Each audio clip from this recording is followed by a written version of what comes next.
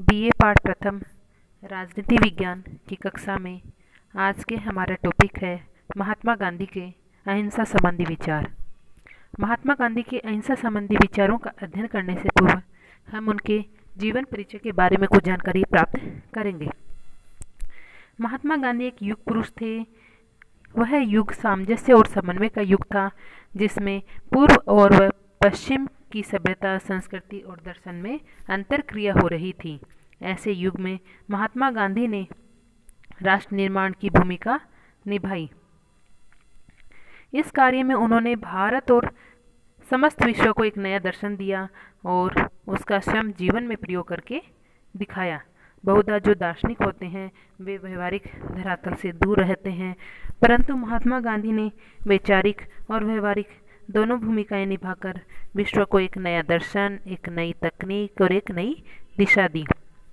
विश्वविख्यात वैज्ञानिक आइंस्टाइन ने उनके विषय में कहा कि आने वाली पीढ़ियां शायद मुश्किल से ही ये विश्वास करेंगी कि गांधी जैसा हार्ड मास का पुतला कभी इस धरती पर हुआ होगा। उन्होंने गांधी को इंसानों में एक चमत्कार बताया। उन्होंने सत्य, अहिंसा और सत्याग्रह का दर्शन विश्व को दिया और यह एक ऐसा दर्शन था जो न केवल राष्ट्र उपयोगी था, परंतु उसके द्वारा राष्ट्र अपनी पारस्परिक समस्याओं को शांतिपूर्ण ढंग से निपटाकर विश्व शांति की ओर अग्रसर हो सकते थे। महात्मा गांधी का जन्म 2 अक्टूबर 1869 को काठियावाड़ के पोरबंदर में एक समृद्ध और धार्मिक घराने में हुआ था। गांधी जी के जो पिता थे वे पोरबंदर, राजकोट रियासतों में दीवान का कार्य बहुत उन्होंने ईमानदारी से किया। 1876 में गांधी जी ने अपने पिता के साथ राजकोट चले गए। वहां उनकी प्राथमिक शिक्षा हुई। 1881 में वे हाई स्कूल के विद्यार्थी बने और 2 वर्ष के पश्चात उनका विवाह कस्तूरबा से हो गया। 1888 में गांधी जी कानून की शिक्षा प्राप्त करने के लिए इंग्लैंड चले गए। 3 वर्ष बाद बैरिस्टर होकर भारत आए। गांधी जी ने जीवन के 20 महत्वपूर्ण वर्ष दक्षिण अफ्रीका में बिताए। वे वहां के प्रवासी भारतीयों के प्रति अत्याचार और अन्याय को देख नहीं सके और गोरी सरकार के विरुद्ध उन्होंने आंदोलन छेड़ दिया। वहां की सरकार की जो नीति थी रंगभेद और जाति भेद पर आधारित थी। गांधी जी ने अपना सत्याग्रह और अहिंसा का प्रयोग पहली बार किया। उनकी यह मान्यता थी कि एक निडर अहिंसावादी की आत्मा किसी भी ताकत का सामना कर सकती है। बीएस नरवणे के अनुसार दक्षिण अफ्रीका में ही उन्होंने अपनी नैतिक मान्यताओं पर ऐसी परिस्थिति में अमल किया जिससे हजारों असहाय और पीड़ित व्यक्तियों के हिताहित का प्रश्न सामने था। दक्षिण अफ्रीकी सरकार ने नियम बनाया कि अप्रवासी भारतीयों को पंजीकरण कराना पड़ेगा और उनकी अंगुलियों के निशान भी प्रमाणित करवाने होंगे। भारतीयों द्वारा किए गए विवाह भी अमान्य घोषित कर दिए गए। केवल ईसाई विवाह को ही अनुमति दी गई। इन परिस्थितियों में उन्होंने सरकार के विरुद्ध संगठित होने का आह्वान किया। बोर युद्ध के समय भी उन्होंने इंडियन एम्बुलेंस कोर की स्थापना की, जिसने युद्ध के दौरान सराहनीय कार्य किया। इसी दौरान गांधी जी भारत आ गए और फिर दक्षिण अफ्रीका लौट आए। उन्होंने ट्रांसवेल ब्रिटिश इंडियन एसोसिएशन की स्थापना की। गांधी जी ने रस्किन के ग्रंथ एंड टू दिस लास्ट का भी अध्ययन किया और उनसे बहुत प्रभावित हुए।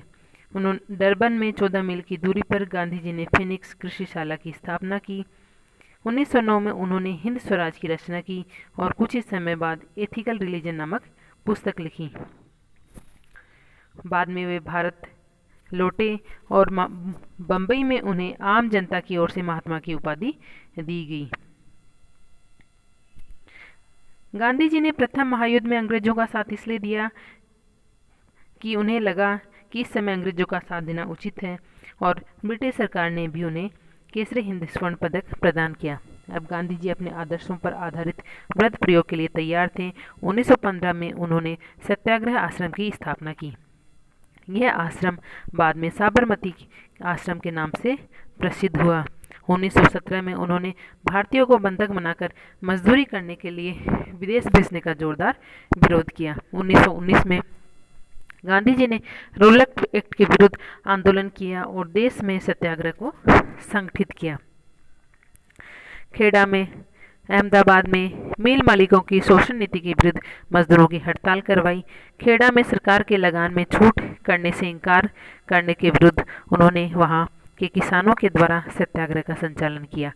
चंपारण के सत्याग्रह से 20 लाख से भी अधिक नील उगाने वाले प्रभावित थे। गांधी जी पंजाब में जलियांवाला बाग दुर्घटना के विरुद्ध रोष प्रकट करना चाहते थे। इस हेतु वे पंजाब जाना चाहते थे, परंतु सरकार ने उन्हें गिरफ्तार कर लिया। इसी बीच गांधी जी के आंदोलन में कुछ हिंसा की घटना हो गई, जिसके फलस्वरूप गांधी जी ने आंदोलन स्थगित कर दिया। 1920 में गांधी जी ने खिलाफत आंदोलन का समर्थन किया और मोहम्मद अली और शौकत अली की सहायता की। भारतीय राष्ट्रीय आंदोलन में असहयोग आंदोलन के प्रारंभ करने से एक नया दौर प्रारंभ हुआ। गांधी जी ने ऐसे आंदोलन का संचालन किया जिसमें मजदूर, किसान, पूंजीपति, विद्यार्थी, वकील और अन्य वर्ग शामिल थे। गांधी जी ने 1921 व 1930 में एक महान असहयोग आंदोलन को गति दी। 1942 में उन्होंने भारत छोड़ो आंदोलन प्रारंभ किया, जिससे अंग्रेजों के साम्राज्य की जड़ें हिला दी। 15 अगस्त 1947 को देश आज़ाद हुआ, परंतु पाकिस्तान बनने से गांधी जी दुखी हुए और उनके हृदय को ठेस पहुंची। 30 जनवरी 1948 को नाथूराम गोडसे ने उनके सीने में 3 गोली दाग दी और उनके साथ अहिंसा के पुजारी राम राम राम शब्दों का उच्चारण करते हुए शहीद हो गए। साथ ही गांधी जी का अहिंसा का संदेश पूरे विश्व में फैल गया। इसके पश्चात हम गांधी जी के अहिंसा संबंधी दर्शन के बारे में जानकारी प्राप्त करेंगे। साधारणतः जो अहिंसा शब्द है, यदि हम उसके विच्छेद करें तो अ प्लस हिंसा अर्थात हिंसा नहीं करना, किंतु गांधी जी के अनुसार इस शब्द का अत्यंत व्यापक अर्थ था। नकारात्मक दृष्टि से अहिंसा का अर्थ है किसी प्राणी विशेष को आघात न पहुंचाना, कष्ट न देना, दुर्भावना न रखना, किसी का बुरा न करना, धोखा नहीं देना, झूठ नहीं बोलना, अनावश्यक वस्तुओं का संग्रह नहीं करना, आर्थिक शोषण न करना, किसी के विरुद्ध साजिश न रचना, ईर्ष्या, क्रोध, घृणा, क्रूरता से बचना। गांधी जी किसी के भी प्रति दुर्भावना रखने के पक्ष में नहीं थे। वे अपने शत्रु के प्रति भी दुर्भावना नहीं रखते थे। उनकी शत्रुता तो उनकी बुराई से भी थी, व्यक्ति विशेष से नहीं। सकारात्मक दृष्टि से वे अहिंसा को सर्वशक्तिमान परमात्मा का पर्यायवाची मानते थे। उनके अनुसार यह सिद्धांत सर्वव्यापक व अनादि सिद्धांत है, जिसको जीवन के प्रत्येक पहलू पर क्रियान्वित किया जा सकता है। उन्होंने लिखा, मेरे लिए अहिंसा केवल एक दार्शनिक सिद्धांत ही नहीं है, यह मेरे जीवन का ताना बाना है। इसका संबंध मस्तिष्क से नहीं, सीधा हृदय से है। अहिंसा का अर्थ है हिंसा छोड़ने का प्रयत्न जो जीवन में अनिवार्य है। अहिंसा का लक्ष्य है मनुष्य को शारीरिक बंधन से मुक्त करना, ताकि वह एक ऐसी स्थिति को प्राप्त कर ले जिसमें नाशवान शरीर के बिना जीवन संबंध हो। वे कहते थे कि मुझे अपने आप को शून्य कर लेना चाहिए। अहिंसा विनम्रता की अंतिम सीमा है। महात्मा गांधी अपने शत्रु के सांप से काटे जाने पर उसके शरीर से जहर चूसकर निकालने के पक्षपाती थे। एक सच्चा अहिंसक वह है जिसमें प्रेम, दया, सहानुभूति, उदारता, आत्मबलिदान इत्यादि के गुण हो। उनकी यह मान्यता थी कि बड़ी से बड़ी हिंसा को अहिंसा के द्वारा समाप्त किया जा सकता है। अहिंसा के लिए शारीरिक शक्ति आवश्यक नहीं है। वास्तव में अहिंसा निर्बल का अस्त्र है। गांधी जी कहते थे कि शत्रु को प्रेम करने का आदेश केवल उच्चतम आदर्श ही नहीं है, अपितु यह सबसे अधिक व्यवहारिक राजनीति भी है। हिंसा से यह भी नहीं समझना चाहिए कि निर्बल को बलवान के समक्ष घुटने टेक देने चाहिए, अपितु जो आतताई की बुराई के विरुद्ध अपनी समस्त आत्मशक्ति पुरजोर रूप से लगा देनी चाहिए। इस शक्ति में इतना बल है कि इससे अकेला व्यक्ति ही एक विशाल साम्राज्य की शक्ति को चुनौती दे सके। सत्य और अहिंसा से जो सुसज्जित योद्धा किसी भी ताकत से टकराने के लिए तैयार रहता है, उसमें इतना साहस होता है। और फिर अहिंसा का जो शस्त्र है तो एक दोहरा वरदान है।